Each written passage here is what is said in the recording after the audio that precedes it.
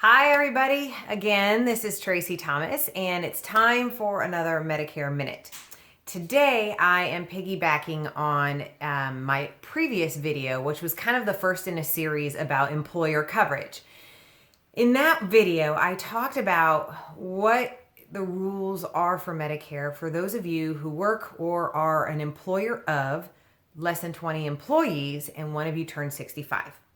Today, we're going to talk about the opposite, which is probably the majority of people, which is those that are turning 65 and are going to continue to work, but they're working for someone that employs 20 or more employees. So in this situation, it's a little unique. I'm going to resort back to this book, Medicare and You, published by CMS every year. Same page as my previous video. This is how does my other employee insurance work with Medicare? That's what this page is, page 21 of this year's publication. And this time I'm going to reference this line right here, the third one, which basically says, if you are currently employed and you are currently working and the employer has 20 or more employees, your group coverage pays first. And in that case, what I want you to know is that you have a couple things to be aware of and maybe act on.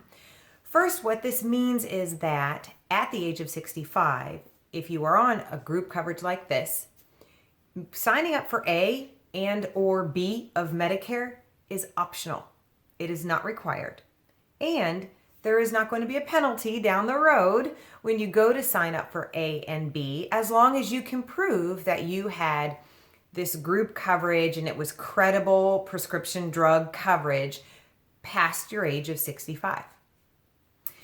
Secondly, and as importantly, is the fact that you now have some choice in your coverage. You don't have to have the group coverage if it costs too much, if it isn't the kind or degree of coverage that you want. You actually at 65 can choose to stay on your group plan or to come off the group plan and go on Medicare and some of its ancillary products and keep working. It's a great situation to be in. So what I recommend for those employers that have people turning 65 is say, hey, take a minute, find an agent you trust, and just have a review. Review and compare and contrast the pros and cons of group coverage and staying on that versus Medicare. And for those of you that are 65 and still working for one of these employers, I recommend that you take the initiative to call me or call a Medicare kind of agent that specializes in these options and do this compare and contrast. I would say roughly 50% of the time when I do this with a client or a couple, the choice is to come off of group coverage, keep working, and go on Medicare. But everybody's situation is unique. There are lots of things to weigh.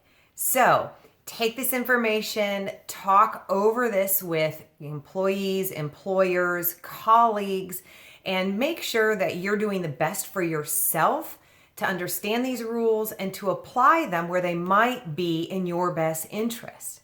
Okay, Tracy Thomas with Sovereign Seniors. I am always here to answer your questions and concerns.